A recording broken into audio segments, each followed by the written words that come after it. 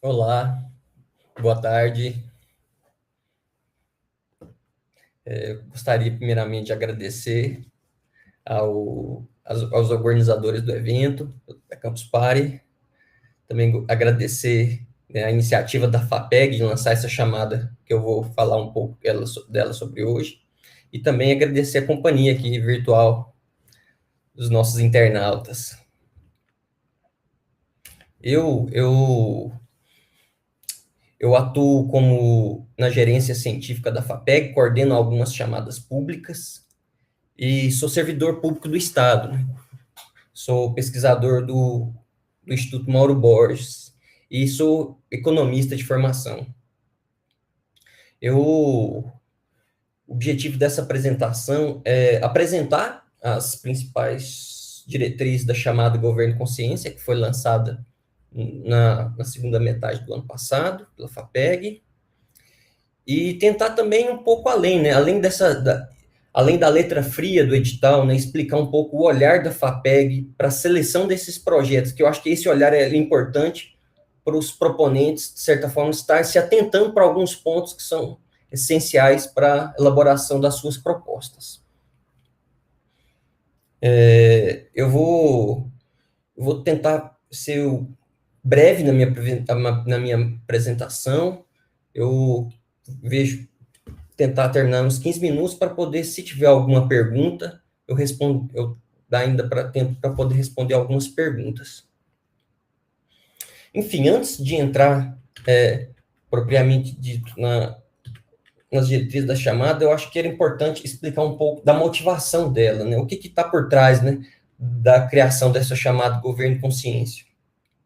As interações entre a academia e o setor público, e aqui nesse caso aqui o setor público estadual, elas já aconteciam antes da criação dessa chamada, mas de forma muito precária. Não havia nenhum mecanismo institucional para poder fazer essas ligações, né? São dois casos que existiam, essas interações antes dessa chamada, podem ser caracterizadas de duas formas, né? Primeiramente, um pesquisador que tem interesse que estuda algum determinado tema, que alguns dados administrativos do governo são importantes para essa pesquisa. Então, esse pesquisador, ele buscava, né, esse órgão de pesquisa, aí era um périplo que o pesquisador que ele tinha de fazer. Ele tinha de, primeiramente, conhecer o servidor que tratava com essa base de dados, depois ele ia ter que conversar com o gerente desse órgão que cuida desses dados, depois ele ia buscar o superintendente para poder ver se aprovava e o secretário ao final. Ou seja, essa dificuldade, ela dependia, para poder se conseguir uma interação, né, uma busca de um compartilhamento de informação, ou então uma pesquisa compartilhada, dependia muito não da capacidade do pesquisador de realizar a pesquisa, mas da capacidade política dele de fazer toda essa articulação no setor público para poder conseguir esse acordo, né? E o outro caso é o caso em que o Estado ele tem um interesse, né? Muitas das vezes o Estado precisa de resolver algum problema e ele busca um pesquisador para poder para resolver um problema, e muitas das vezes, assim, nesses casos ele acha, mas ele não tem instrumentos. Aí o pesquisador ele precisa, por exemplo, de algum fomento, de algum recurso para poder resolver esse problema do Estado, esse problema de pesquisa, e o Estado não tem formas de poder pagar fomentar, né, financiar essa pesquisa, pesquisador. Então, assim, existia esse entrave, então, ele é resolvido por essa chamada. Essa chamada, eu acho que o principal inovação dela, ela facilitar, ela criar um canal oficial, né, um canal oficial de interação entre a academia e o setor público estadual.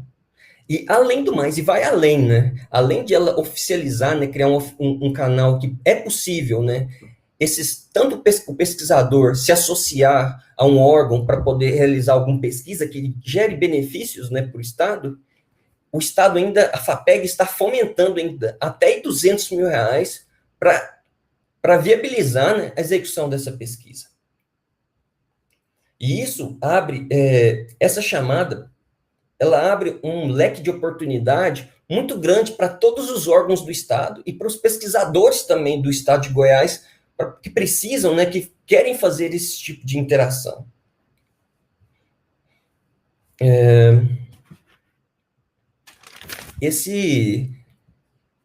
Essa chamada, ela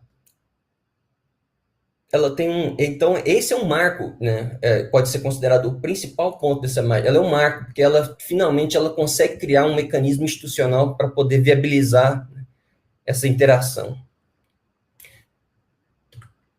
Então, esse aqui, né, são os objetivos, né, e o que precisa, basicamente, né, que sejam um projeto de pesquisa aplicada, né, que é o importante para nós aqui. Nós não estamos tratando de pesquisa pura, tem que ser pesquisa aplicada, que vise a produção e sistematização de conhecimento diretamente relevantes para a formulação e implementação de políticas públicas. Então, assim, embora os temas, as áreas, possam ser N áreas, qualquer órgão do setor público estadual, o nosso foco não é a área, mas sim o resultado, né? O que vai ser aplicado, né, dessa pesquisa na implementação de políticas públicas. Como se dá isso, né? Como é que se dá essa interação? Quem que é o proponente da pesquisa, né? Quem é o proponente é o pesquisador. O pesquisador que é representado pela instituição sede, né? Que é ou uma instituição de ensino superior ou uma ICT do estado de Goiás. E quem vai ser o responsável pela pesquisa? O pesquisador dessa instituição. E a instituição parceira é o Estado. Por que a instituição parceira é o Estado? Porque quem realiza a pesquisa é a instituição superior, de ensino superior, ou ICT. Então, assim, quem entra como o parceiro é o próprio Estado. E a FAPEG, ela vai ser o intermediador dessa associação. Ela vai analisar toda a documentação e ela vai fomentar, né, a execução da parte da pesquisa. É importante destacar, e aí eu vou falar um pouco disso posteriormente, mas assim, como é um ponto muito sensível para avaliação dessas propostas, eu vou já falar da importância do instrumento de natureza convenial, né, que muitos um ACT, né, ou o instrumento de natureza genérica esse. À medida que eu for falando, eu já vou levantando alguns problemas, que é o que eu acho que é o ponto, acho que é o mais interessante da gente estar aqui conversando, né? É de estar trazendo aqui quais são os pontos mais sensíveis na área de avaliação. E esse é justamente um ponto muito sensível, porque é pelo documento de natureza convenial que a gente formaliza essa associação, né? Que formaliza entre a instituição sede e a instituição parceira. Por isso, esse documento, ele não é um documento basicamente só burocrático, né? A gente tem recebido propostas elas têm sido devolvidas justamente por conta disso. São documentos normalmente genéricos, né, que eles servem para ser cooperação de qualquer coisa. Então, assim, são moramentos burocráticos. Não é o que nós queremos. Esse documento, por conta da gente estar trabalhando com muitas áreas distintas, de áreas de pesquisa com órgãos distintos, a gente precisa, para poder analisar, para a gente ter mais poder de avaliação dessas propostas, documentos conveniais muito bem detalhados da pesquisa de forma geral, né, colocando as responsabilidades da instituição sede, né, as responsabilidades da instituição parceira e principalmente as responsabilidades da área de aplicação da instituição parceira. Então, esse é um documento extremamente importante que eu gostaria de destacar aqui nessa apresentação, da importância desse documento de natureza convenial. É nele que as partes vão colocar suas responsabilidades, que vão falar, por exemplo, do que ele está colocando como, por exemplo, a instituição sede está cedendo como infraestrutura para a realização da pesquisa, quais os pesquisadores ela está disponibilizando para essa pesquisa, todo o que é feito para poder, não o que está relacionado ao projeto em si, mas aquilo, todo o que precisa ser feito para a realização do projeto. Então, isso aí é um ponto que eu gostaria de destacar. As propostas, elas, embora a FAPEG ela só financie a fase de pesquisa do projeto, né? A fase de aplicação ela precisa estar bem detalhada e precisa estar muito clara do que será feito e como será feito, quanto será gasto para ser realizado essa parte de aplicação. Então, é um ponto também muito importante para essa chamada, não só o projeto de pesquisa está adequado, né, e ter o rigor científico, porque querendo ou não, isso aqui nós estamos tratando, é um projeto de pesquisa científica. Claro que é um projeto aplicado, né, mas assim, o rigor científico é o mesmo. Então, além do rigor do projeto de pesquisa, precisamos também a fase de aplicação está muito bem detalhada, e ela também, ela vai junto com o termo convenial. O projeto de pesquisa, que é eu eu acho que não dá tempo para nós entrarmos em todos os pontos, né, todos os documentos que são necessários para a chamada, mas assim, vou colocar alguns pontos principais e vou discutir algumas questões que a área de seleção acha mais relevante. Né?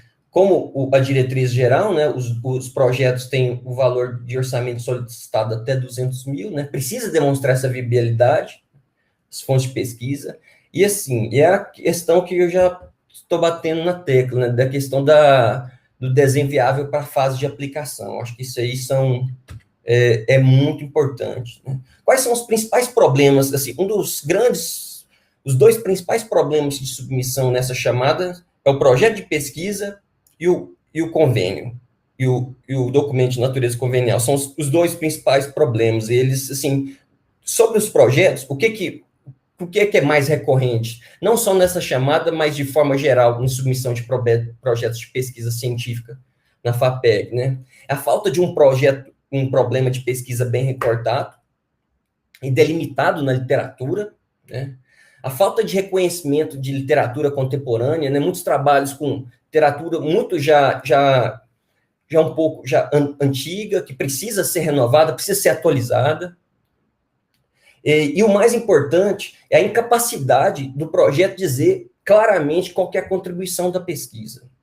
Isso aí, geralmente, são colocados muito objetivos genéricos, são colocados, muitas das vezes, a metodologia, muita descrição e pouca interpretação e análise dos dados, né? Muita descrição de dados, e muitas das vezes assim, é a metodologia precária, né? Metodologia que não desenha como vai fazer, né? Como vai ser executado para poder chegar naquele objetivo proposto, como que será feito. Normalmente as metodologias são muito genéricas, simplesmente ficam tudo muito em aberto. Né? O que nós queremos? Nós queremos um recorte claro de problema, uma metodologia clara de como resolver esse problema, poder chegar no resultado esperado. Então, isso aí demanda mesmo um certo rigor científico para a elaboração desses documentos. Um outro ponto assim, que é vital e que tem muitos problemas para avaliação de propostas nessa chamada é a questão do orçamento solicitado. É muito importante destacar que isso é um ponto um ponto que acontece muito, é o maior, nós acreditamos que seja o maior ponto de devolução de propostas hoje na FAPEG, é a falta de justificativa e detalhamento dos bens e serviços solicitados nos projetos. Né? Não, acho que precisa estar muito bem detalhado e justificado. Não adianta, por exemplo, pedir um laptop e falar que é para elaborar relatórios. Não é elaborar relatório para pedir um computador, não é justificativa suficiente para poder solicitar um computador. Precisa de um detalhamento, se vai rodar algum experimento, e qual, como, por exemplo, uma passagem de visitantes, né? A FAPEG, além desses, dentre serviços de terceiro, tem despesas de transporte, a FAPEG ela não paga, ela não financia viagens para congresso nessa chamada, são só gastos que são diretamente para a execução da pesquisa. Mas gasto de transporte tem alguns, por exemplo, quando precisa de alguma pesquisa de campo, por exemplo, quando precisa trazer um professor para analisar, para poder fazer um mini curso de uma técnica que precisa complementar na pesquisa. Então, nesses casos, pode-se fazer o gasto com diárias, gastos com passagens, mas precisa ser bem detalhado. Precisa ser detalhado quem vai vir, de qual cidade. Não é possível fazer uma solicitação falando viagem de pesquisador visitante. Isso aí não é suficiente. E essas justificativas elas precisam estar muito bem claras. E esse aí eu acho que é um ponto assim que é muito importante eu ter essa oportunidade para poder falar, porque esse é um ponto que realmente causa muita devolução da proposta, justamente nesse ponto de detalhamento e justificação dos bens e serviços solicitados. A parte de aplicação, né, que já está, que é o outro ponto importante, né, ela é de responsabilidade inteiramente da instituição parceira, ou seja, do órgão do setor público, ou seja, após os 18 meses de execução da proposta de pesquisa, aí já entra a nova fase de aplicação, ela precisa, aí já o pesquisador, ele não tem mais a responsabilidade de executar. Nesse caso, já entra apenas o setor público tem essa responsabilidade, e até do financiamento dessa fase precisa já estar contido já no projeto e já precisa estar contido no termo de cooperação, no documento de natureza convenial, já explicando, né, detalhando, né, essa fase de avaliação. Esses dois pontos, eles são nevrálgicos para a seleção das propostas.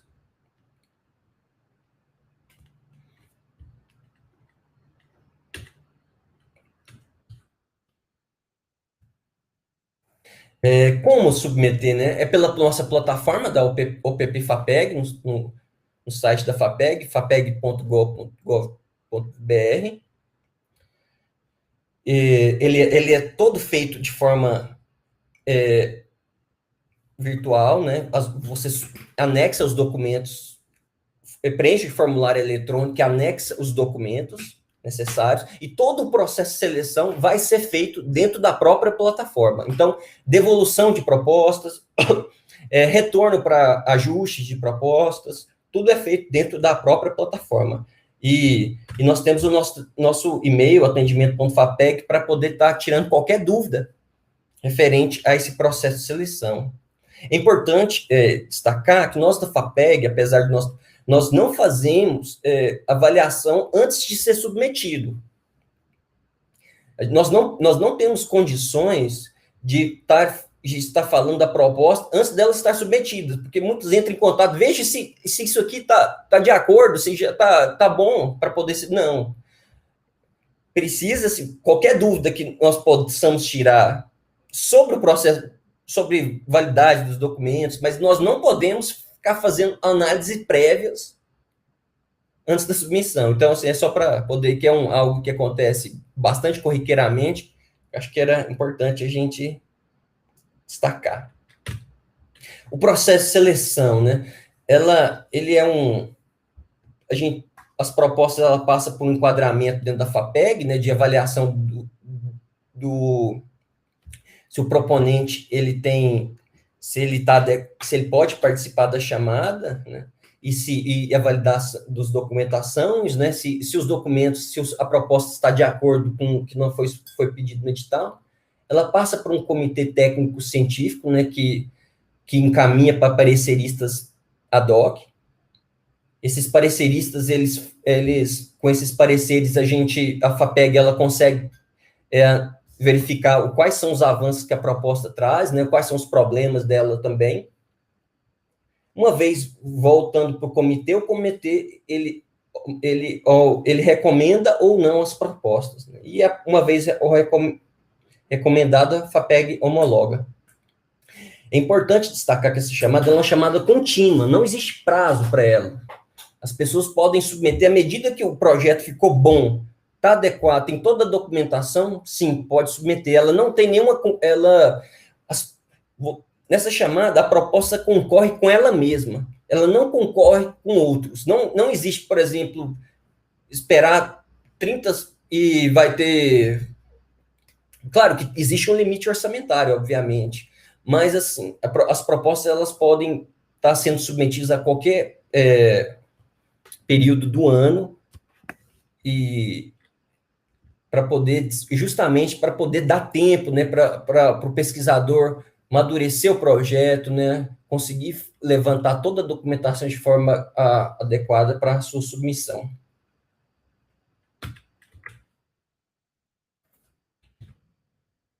Aqui estão os critérios que são levados em consideração para avaliação, né, que já está no chamado, e como o meu tempo está finalizando, eu já vou passar, porque já está no edital. E eu vou deixar aqui para esse restinho desse tempo que eu tenho aqui, para poder, se tiver alguma pergunta, estou à disposição. Queria, mais uma vez, aqui agradecer a todos pela a organização, pela oportunidade de estar podendo falar, explicar um pouco melhor dessa chamada. Queria também já me desculpar com qualquer dificuldade aqui na comunicação. E, enfim, nós da FAPEG estamos à disposição e estamos muito muito ansiosos para receber bastante propostas aí que possam, de fato, contribuir, né, para o desenvolvimento do nosso Estado. E acreditamos que a chamada Governo Consciência é um instrumento bastante inovador, bastante moderno, para poder fazer esse tipo de interação entre a academia e o setor público estadual. Obrigado. Aqui estou vendo, precisa estar ligado a alguma instituição de ensino para submeter? Pois é, precisa estar ou um IES, que é uma instituição de ensino superior, tem que ter um vínculo empregatício, né? Ou com a instituição de ensino superior, ou com o ICT, que é uma instituição de ciência e tecnologia. Então, precisa estar vinculado em alguma instituição.